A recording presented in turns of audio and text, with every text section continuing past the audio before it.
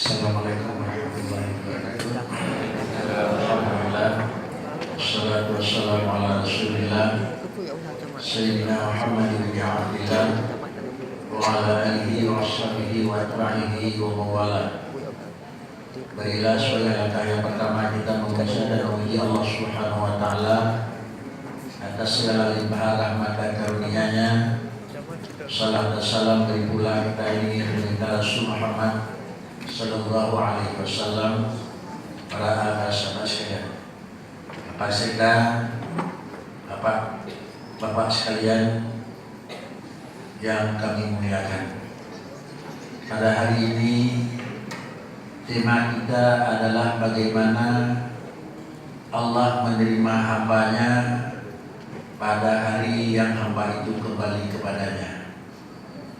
Kalau memang ini merupakan temanya, yang pertama kita tidak ada seorang pun yang tidak akan kembali, cuma ingin mengetahui bagaimana Allah menerima kita di dalam kembalinya kita kepada Allah.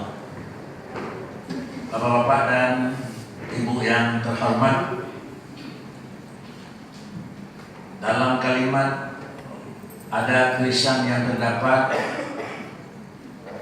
apabila kamu ingin mengetahui bagaimana Allah menerima kamu pada satu saat di hari kamu kembali kepada Allah, lihatkan saja bagaimana kamu tempatkan Allah di dalam perasaan dan hati kamu. Kita mengukur bagaimana kita menerima panggilan Allah terhadap kita sebagai hamba, begitu pula lah Allah menerima kita sebagai hambanya. Maka karena yang demikian, sistem penerimaan manusia oleh Allah Subhanahu wa taala tidak seorang pun bisa mengetahui, karena itu adalah merupakan ilmu yang tergantung dengannya. Tetapi adalah aturan mengatur.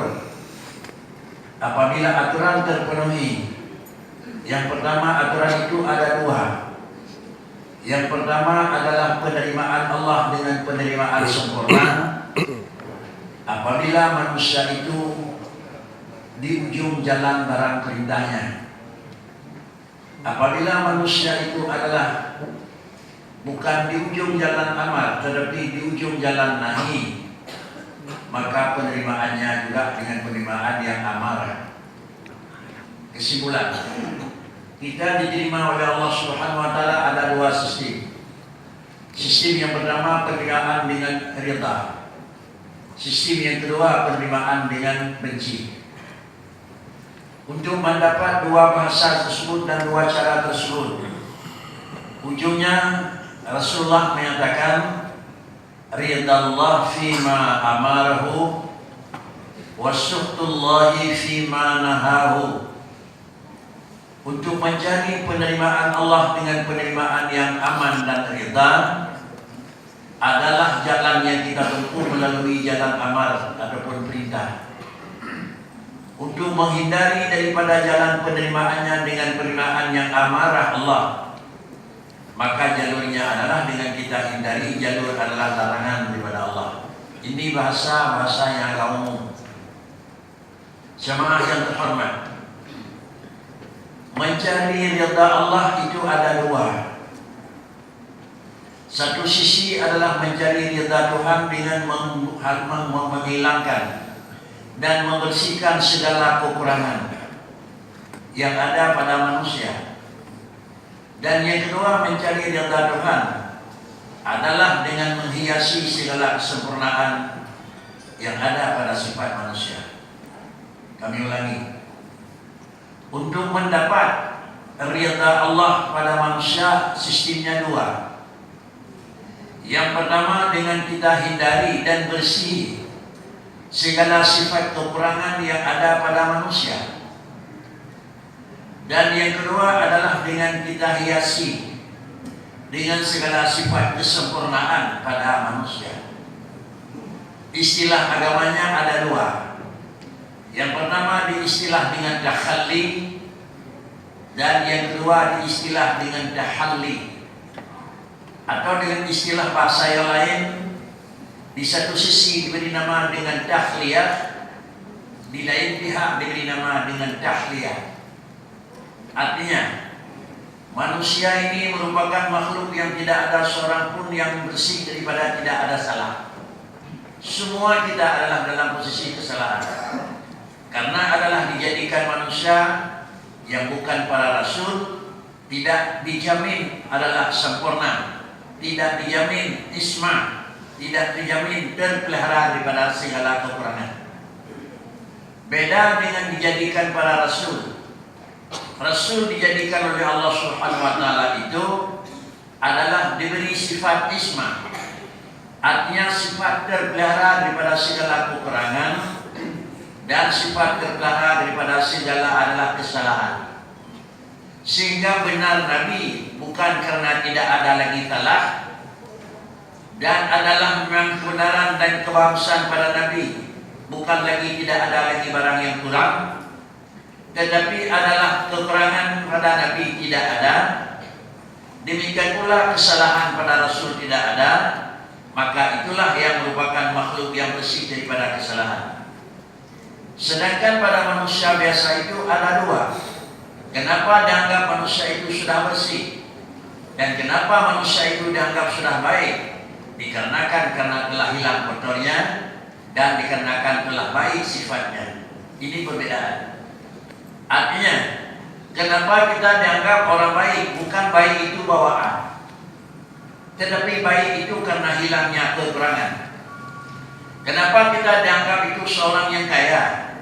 Bukan karena bawaannya kaya, tapi justru karena sifat miskinnya tidak ada lagi. Kenapa kita dikatakan sebagai orang yang telah ada kedudukan?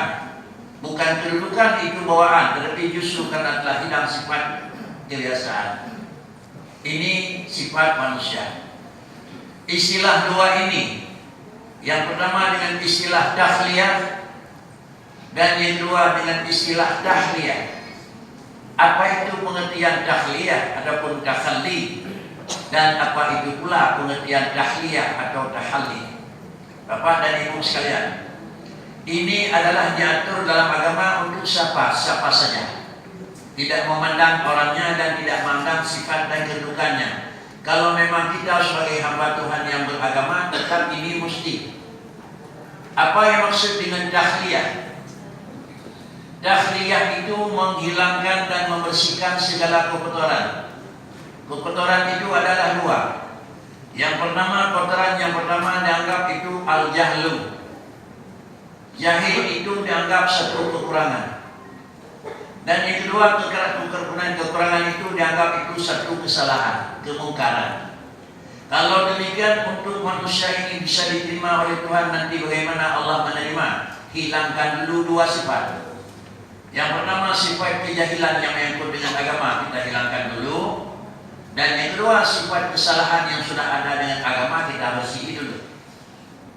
Timbul tandanya, berapa orang yang tidak ada salah dan yang tidak ada sifat jahil? Kalau memang manusia yang bukan rasul seorang pun tidak ada. Maka karenanya agama menuntut kejahilan itu adalah musuh pertama yang perlu dibasmi.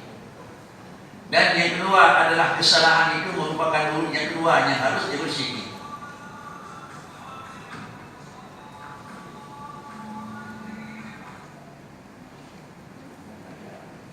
Kembali, cara untuk diterima oleh Allah Subhanahu wa taala harus kita tahliyah dulu, membersihkan. Apa yang kita bersihkan? Yang kita bersihkan dulu adalah yaitu sifat kekurangan, dan yang kita bersih itu sifat kesalahan. Kemudian Bapak sekalian, kebersihan itu dua cara untuk menghilangkan. Yang pertama, kita bersih daripada kebodohan. Yang kedua, kita bersih daripada kesalahan. Terus, kebodohan itu ada dua. Kebodohan yang menyangkut dengan arah garis vertikal, dengan akidah, dengan Allah. Dan yang kedua, kebodohan yang menyangkut dengan syariat, tata cara berubudiyah kepada Allah. Karenanya kita harus mempercayai diri dulu. Yang pertama, kebodohan saya yang menyangkut sebagai hamba dengan Allah. Kebodohan dengan Allah sudah selesai bersih. Belum selesai bersih. Kalau belum selesai bersih, sama dengan kita masih ada sifat kekurangan. Sesudah itu adalah kebodohan kami yang menyebut dengan tata cara syariat. Bagaimana salat, bagaimana zakat, bagaimana haji, bagaimana perkawinan, dan bagaimana ekonomi. Sudah memang sempurna semuanya ilmu sudah. Maka kita adalah ini dianggap sudah bersih daripada dua kekurangan.